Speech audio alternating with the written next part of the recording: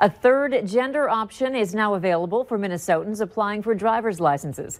In addition to M and F, applicants can now check the box X if they do not want to identify as male or female.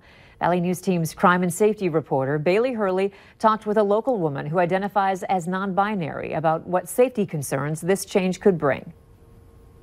Monday marked the first day Minnesotans could start marking an X on the gender spot on their license. I think it opens up a lot of options for people who identify as non-binary. It is a little more humanizing. I'm glad that we finally have the option to identify as ourselves. Kesterman says the change is a huge step forward for the trans community. However, she also says there's a lot of gray areas when it comes to non-binaries and the law. Law enforcement has always been kind of a double-edged sword for the trans community. Kesterman says she's unsure where a non-binary identifier would be placed if booked into jail, but police tell me they would probably be put by themselves. But police also say one of their biggest concerns is having a same-sex officer frisk an individual, which complicates things when it comes to non-binaries. That is just an area where we hope that we can find a law enforcement officer who's professional enough to set aside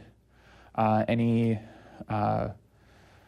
preconceived notions so that they can frisk an individual safely and respectfully. But as for a new license, Kesterman says she's not quite sure what she's going to do. I haven't decided yet.